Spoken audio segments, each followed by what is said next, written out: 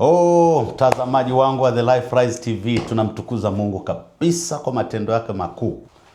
Mungu amekuwa mwema sana. Ninaamini na wewe unaendelea vizuri. Kama unapitia changamoto yoyote, tumuombe Mungu aendelee kukubariki. Jambo moja ambalo nitakuwa ufahamu, maisha yetu yana season, yani sio static.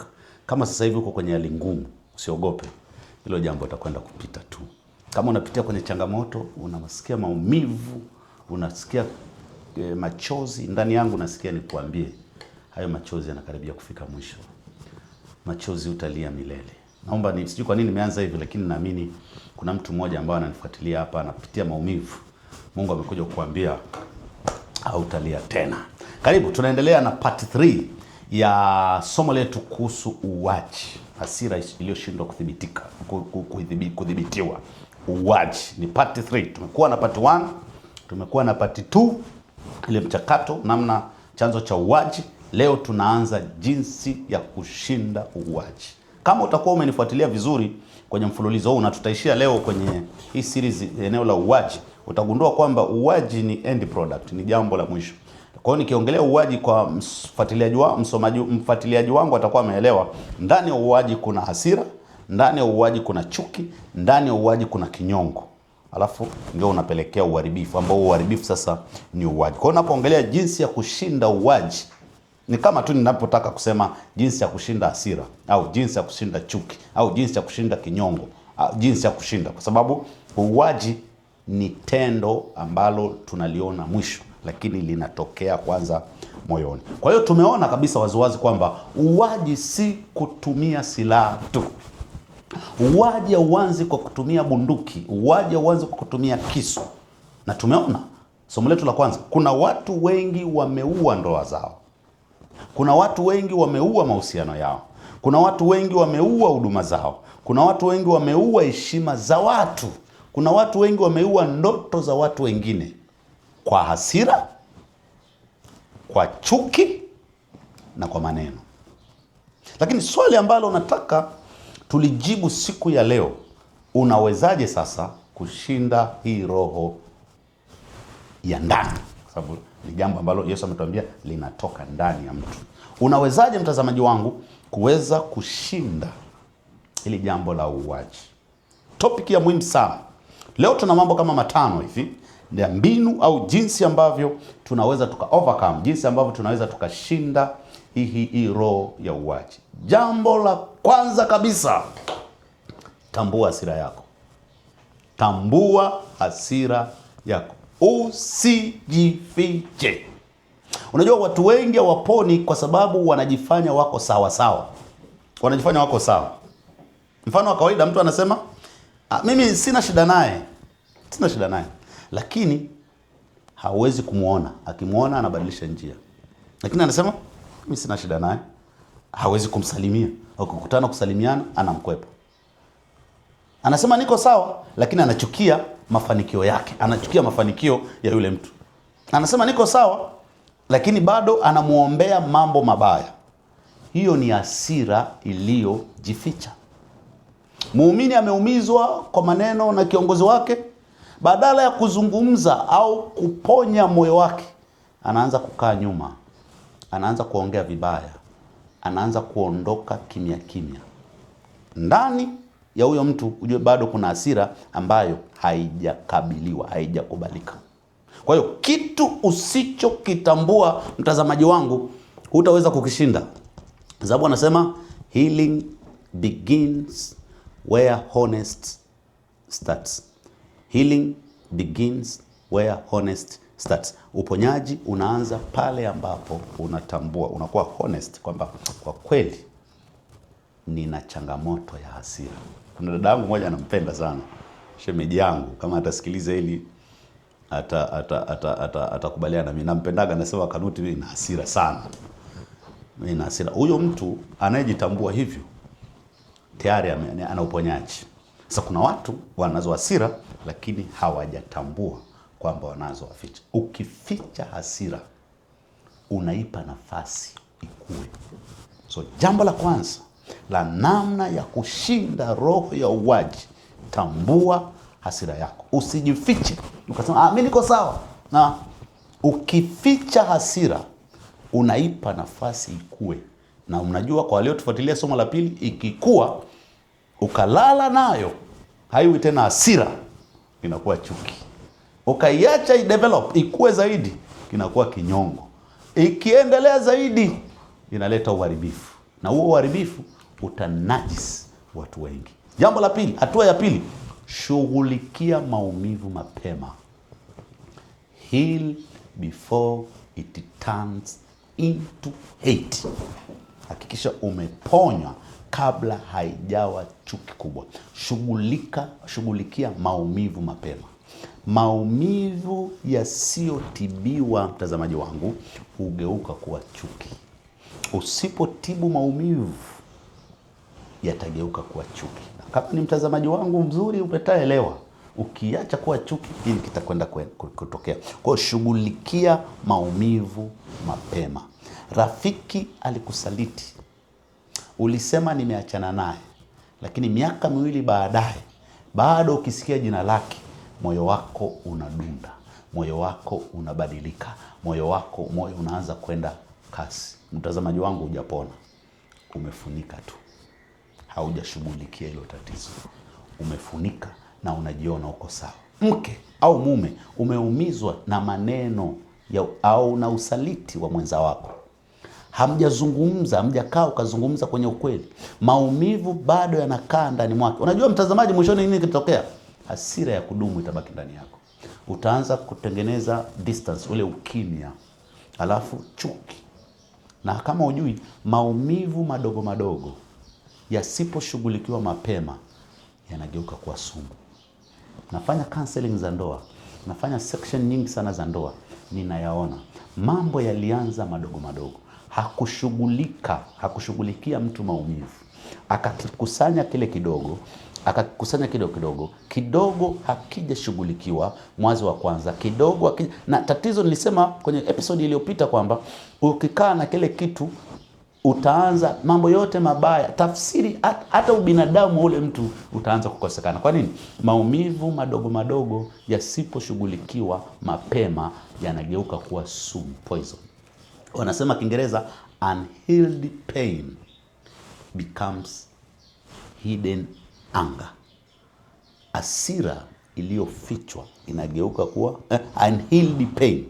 Maumivu yasiyoponywa yanageuka kuwa hasira. Unhealed pain becomes hidden anger. Maumivu yakikaa sana moyoni, moja kwa moja yanageuka kuwa chuki. So, tambua hasira yako, then ponya maumivu haraka. Yaponya yale maumivu yako haraka. Shughulikia maumivu yako mapema. Alafu jambo la tatu, jifunze kusamehe. Forgiveness is freedom. Jifunze kusamehe. Nitaongea kwa upole kabisa hii point, kwa sababu kusamehe sio tu kusema ulichofanya ni sahihi. Kusamehe ni kuachilia mzigo, usiendelee kukuua mwenyewe. Na nafahamu kati ya somo ambalo ni rahisi kufundisha ni kusamehe, lakini ni gumu sana kuliishi. Ninawafahamu marafiki zangu, watu wengi nimesoma vitabu vyao wanapoongelea habari ya kusamehe, lakini wao wenyewe hawajasamehe, kwa sababu sio tendo rahisi. Kusamehe ninaweza nikafundisha mimi kirahisi hivi, lakini kuliishi ndio kugumu. Unajua kuna watu waliumizwa na wazazi wao. Kuna watu waliumizwa na marafiki zao. Kuna watu waliumizwa na viongozi wao. Kuna watu waliumizwa na wenzi wao. Miaka imepita, lakini bado wanaishi kwa hasira. Tatizo ni nini? Unapokataa kusamehe, utalala na maumivu. Unapokataa kusamehe, utatembea na hiyo bitterness. Ni kama utabeba mamizigo makubwa, mizigo mizito, ambayo kwa sababu huyu amekukosea hujasamehe, huyu amekukosea hujasamehe, huyu hujakosea, unatembea. Kwa hiyo utaendelea kuumia wewe kila siku kwa sababu ya kutokusamehe. Haya mambo nadhani yanafundishwa madhehebu yote. Usiposamehe, unakunywa sumu ambayo itakuteketeza wewe. Kusamehe, labda ujui, ngoja nikwambie, kusamehe hakumbadilishi mwingine kwanza. Kusamehe kuna kuponya wewe kwanza. Narudia, kusamehe hakumbadilishi yule mtu. Kusamehe kuna kuponya wewe kwanza. Unajua wewe usiposamehe, yule mtu ambao unadhani amekukosea anaweza akawa anakula maisha. Unayeumia ni wewe. Lazima ujifunze, lazima ukubali kusamehe. Kwa sababu usiposamehe, forgiveness is not, na lazima tuelewe, wanasema Kiingereza, forgiveness is not weakness. It is the freedom, ni uhuru. Ukikataa kusamehe, unaendelea kubeba maumivu yasiyo ya kwako. Paulo, nilikuwa nasoma wiki mbili zilizopita, niko kwenye kitabu cha Mathayo. Nadhani sura ya 18, kuna mahali wanafunzi wa Yesu wakasema tuongezee imani. Alimwambia kwamba mtu akikosea sio, akamwambia samehe, akikosea hata nisamehe 70. Mwisho akasema tuongezee imani. Wale ni jambo ambalo waliwezekana, ni gumu. Na mimi sikasisemi kwamba ni jambo rahisi. Mimi nimekosewa. Kuna kipindi nilifungua kampuni na rafiki yangu mmoja mapema zamani kidogo. Kampuni yetu ikafanya vizuri, tukapata hela nzuri kweli. Yule jamaa akakimbia na zile hela. Nilikuwa nimekopa kwenye benki, nilikuwa nimekopa SACCOS mahali nilikuwa nafanyia kazi. Alafu kuna mtu ambao alikuwa anasimamia hiyo kazi, yuko mkoani na wafanya kazi. Jamaa hela zilikuwa zinapita kwenye akaunti yake. Kampuni yangu ilikuwa bado haijasajiliwa kufanya hicho kitu, lakini kazi tulipata mimi. Yule mtu akaondoka. Nilikuwa bado hata sina hela, a lot of money, pesa nyingi, akakimbia nazo. Nilimwandikia message fupi tu ya kumwambia nimekusamehe, endelea na hizo hela. Mimi ndio nilipata uhuru. Mimi ndio nilipona. Forgiveness is not weakness. Usije kadanganywa na mtu. Kusamehe sio udhaifu.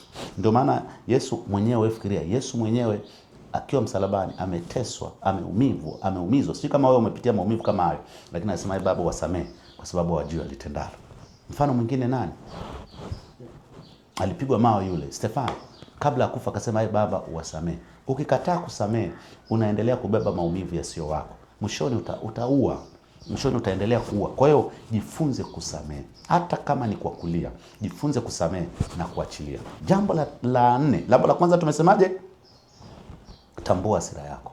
Jambo la pili, shughulikia maumivu mapema kabla hayajawa makubwa. Ikiwa bado madogo madogo, yashughulikie. Ukiona bado mtu anapita, uligombana naye miaka 2 imepita, lakini ukimwona anapita unaumia. Ukimwona anafanikiwa unaumia. Ujue bado hoja. Na mambo makubwa yanatokea kwa sababu tumeanza kudharau mambo madogo madogo. Jambo la 3, forgive, samehe. Jifunze kusamehe. Jambo la 4, dhibiti mawazo yako. Umenisikia vizuri? Dhibiti mawazo yako. Usiruhusu replay ya maumivu. Mama ulioumizwa, binti ulioumizwa, usiruhusu replay ya maumivu. Unajua watu wengi hawaendelei kuumia kwa sababu ya lile tukio walilofanyiwa. Wanaendelea kuteseka kwa sababu waliendelea kuliwaza. Lile tukio lilishaisha. Wewe kabla hujalala una replay. Kuna message hujazifuta. Si ndio? Huyo mtu hujamdelete. Bado unaendelea, kabla hujalala unafanya meditation, unaanza kureplay. Kwa hiyo wewe haumii kwa sababu ya lile tukio. Wewe unaumia na unateseka kwa sababu unaendelea kuliwaza na kulifanya replay. Unalirudia lile tukio. Kila siku unarudia maneno aliyokuambia. Wewe mpumbavu, mimi mjinga. Mimi ni mjinga kweli. Yale maneno unaendelea kurudia. Unarudia tukio lilivyotokea. Unajenga scenarios kichwani mwako. Unaanza kujenga zile picha kichwani mwako. Hasira inaendelea kuishi ndani yako. Mfano kwa wanandoa. Kila mkiwa kwenye ugomvi, unaibua makosa ya miaka 5 iliyopita. Unafanya replay. Kwa sababu najua ninapofundisha saikolojia wanawake ndio walivyo. Sababu wana rotate, hisia zao zina rotate hivi. Lakini kama unaendelea kuibua makosa yaliyopita, haujasahau yale maumivu, kuna siku utaua. Dhibiti mawazo yako. Dhibiti. Kwa hiyo kama unaendelea kureplay, tumekosana leo, unarudia mambo ya miaka 2 iliyopita, hii inaonyesha kwamba maumivu bado yanaishi ndani yako. Mawazo yasiyothibitiwa yanageuza maumivu kuwa your identity. Kwa hiyo maumivu yanakuwa sehemu, part and parcel ya maisha yako. Because wanasema what you keep replaying will keep hurting you. What you keep replaying will keep hurting you. Chochote ambacho unaendelea kukirudia kitaendelea kukuumiza. Kwa hiyo usiruhusu akili yako iwe nyumba ya maumivu. Sahau. futa kabisa, delete kabisa, ondoa kabisa, usifanye replay, toa hizo message, ondoa hizo conversation zenu, sahau. Utaenda kwa muda fulani, utamsahau, maisha yataendelea. Jambo la 5 na la mwisho, tafuta msaada.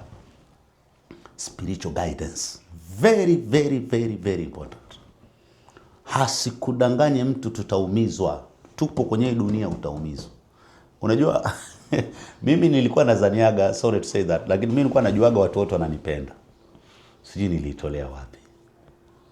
Mpaka mwaka 2009. Tena nikiwa niko nchi za nje nasoma. Pale ndo nilijua kumbe ni uongo. Yaani mimi personality yangu nilikuwa najua kila mtu ananipenda.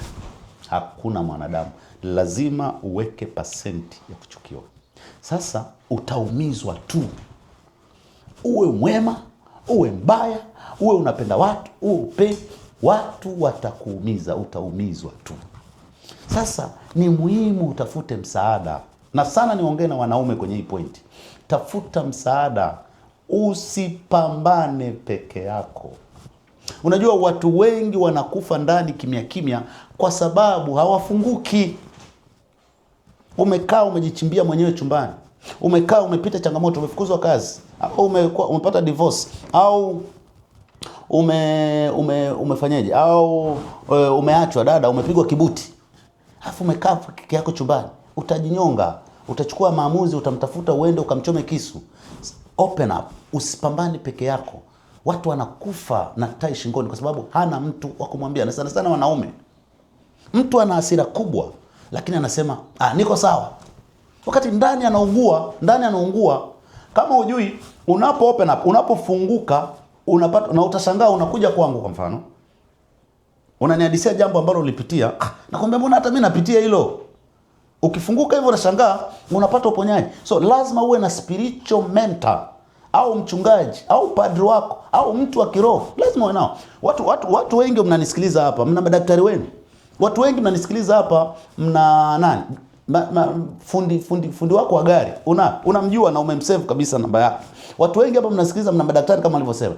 Lakini wengi hawana spiritual counselor. Na tunapita tutoka kwenye hii jamii ambayo tunaumizana kila siku. Hauna mtu ambaye unaweza ukaenda ukamwambia, say my mentor please, I'm going through na kwenda napitia very hard situation.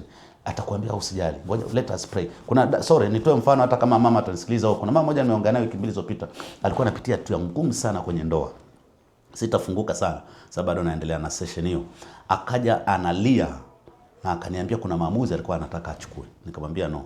Tukaanza maombi ya siku 7. Nikana mtumia somo kila siku. Baada ya siku 7 ningeweza kusomea message hapo.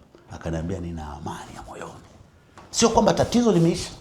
Tatizo bado lipo, lakini nilimwambia huna sababu ya kufa, kuacha watoto wako wazuri.